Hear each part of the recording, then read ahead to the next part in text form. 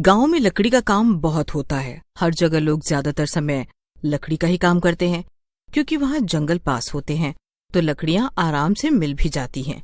यही सोचकर कुछ लोग अक्सर गांव से लकड़ियाँ ले जाते थे, लेकिन कुछ ऐसे लोग भी थे जो शहर से गांव की तरफ काम करने ही आ गए थे।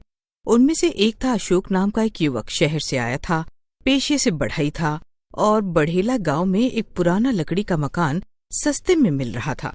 उसने सोचा, शहर की भीड़ से दूर यही एक वर्कशॉप बनाऊंगा। ये जगह बिल्कुल ठीक है।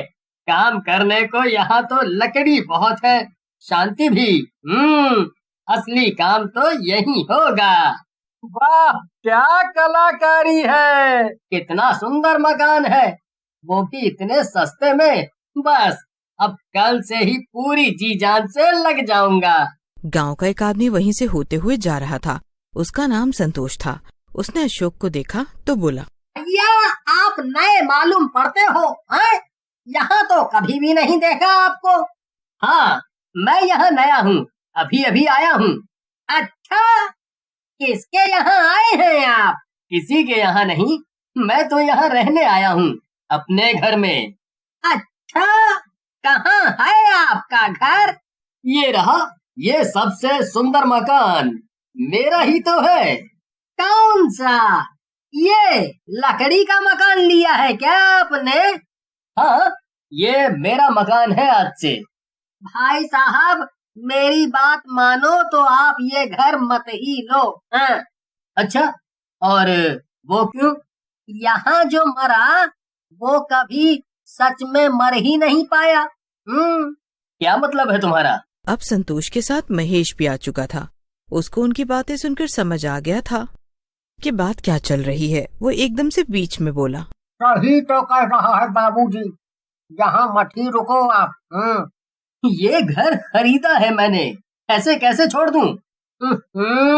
यहाँ मत बसो बाबू, यहाँ का बढ़ई कभी मरा था, वो आज भी यहाँ भूत बना हुआ है, समझे?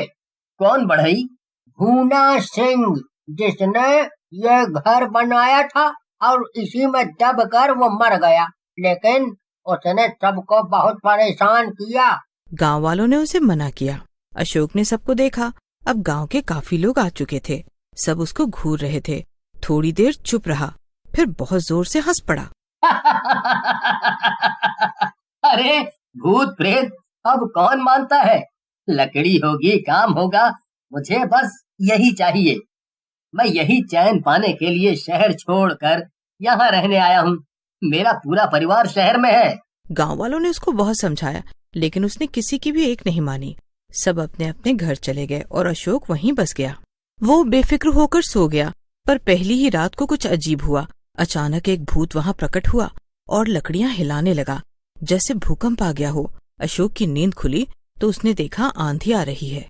अंधेरी रात थी, घने पेड़ों के बीच उसका घर था। लगता है इसे मेरा आभास नहीं हुआ, ये आंधी समझकर बेफिक्र हो गया है। फिर भूत अचानक रात के 3 बजे दीवार के उस पार से टक टक टक हथौड़ी चलाने लगा।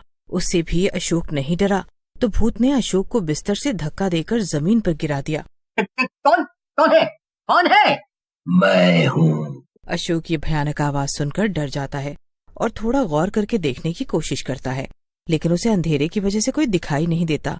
अशोक उठा और उसने लैंप जलाया। इधर उधर देखा, उसे कोई नहीं दिखा। दीवार के पीछे एक पुराना कमरा था जो सालों से बंद पड़ा था। उसने दरवाजा खोलने की कोशिश की, पर दरवाजा अंदर से बंद था। वह चौंका, तभी उसका गला एक भयानक भूत ने जोर से दबाया। वो भूत उसकी आंखों में देखकर हंस रहा था और उसका गला दबाया जा रहा था।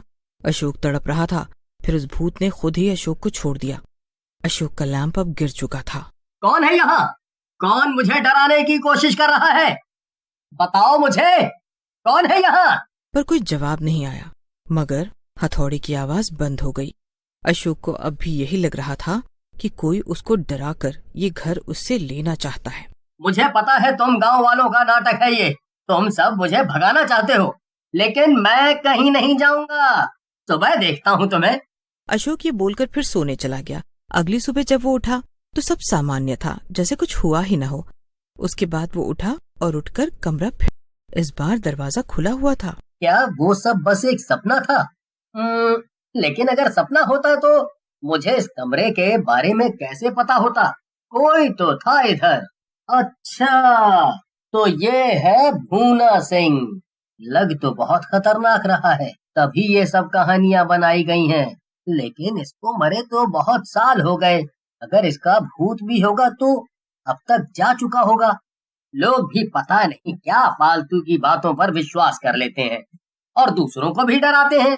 लेकिन तभी अशोक को अचानक याद आया जो कल उसका गला दबा रहा था, वो भी ऐसे ही घूर रहा था उसको। अशोक की नजर नीचे जमीन पर पड़ती है।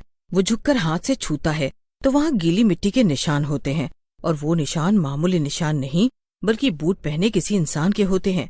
और वो निशान केवल बाहर जा रहे होते हैं, बाहर से अंदर आने का कोई निशान नहीं होता। अशोक उन निशान के पीछे बाहर जाता है तो देखता है किसी ने अपने नाखून से मिट्टी में कुछ लिखने की कोशिश की है। लिखा था, मैं अब भी काम करता हूँ। अशोक डर गया। अब उसको भी लगने लगा कि कहीं न कहीं गांव वाले जो बोल रहे हैं उसके अंदर कुछ न कुछ तो सच्चाई है। लेकिन जब गांव वालों के वो पास गया तो किसी ने उससे बात करना जरूरी नहीं समझा। चलते चलते उसको एक बूढ़ी महिला दिखाई दी। उसका नाम सुलोचना दादी था। अशोक उनके पास जाकर बैठ गया और अपने मन के सवाल पूछने लगा। अपने साथ लाए हुए भानु सिंह की फोटो को दिखाते हुए उसने दादी से पूछा, लेकिन दादी ने जैसे ही वो फोटो देखी उनका चेहरा सफेद हो गया और होंठ अपने आप कांपने लगे। ये रजवा बढ़ई था। इसका नाम भुना भी था, लेकिन इसको लोग रजवा के नाम से ही जानते थे। 50 साल पहले गांव का सबसे अच्छा कारीगर था ये। तब मैं जवान हुआ करती थी। मैंने अपनी माँ से अक्सर ये कहते सुना था, भुना सिंह से काम करवा लें क्या? लेकिन मेरे पिताजी हमेशा गुस्सा हो जाते और बोलते, नहीं, कोई जरूरत नहीं है उससे काम करवाने की। लेकिन क्यों दादी? जब वो एक अच्छा कारीगर था, क्यों नहीं करवाते थे वो काम? अच्छे कारीगर होने से काम नहीं चलता बेटा। उसके अंदर खूबी की कमी नहीं थी, पर उसको घमंड था। एक दिन उसकी बीवी से उसकी बहुत लड़ाई हुई। ये उस समय तो पता नहीं चला, लेकिन लड़ाई रात तक चली थी, ये पता है मुझे। सुबह होने पर पूरे गांव में हल्ला हो गया कि उसने अपने औजारों से ही अपनी बीवी को काट डाला, क्योंकि उसे नया फर्नीचर बनाने से उसने मना किया था। फिर खुद को भी कुल्हाड़ी मार दी। अशोक ये सुनकर थर्रा गया। उसको अब तक ये गांव वालों की साजिश लग रही थी। अब वो कर ही क्या सकता था।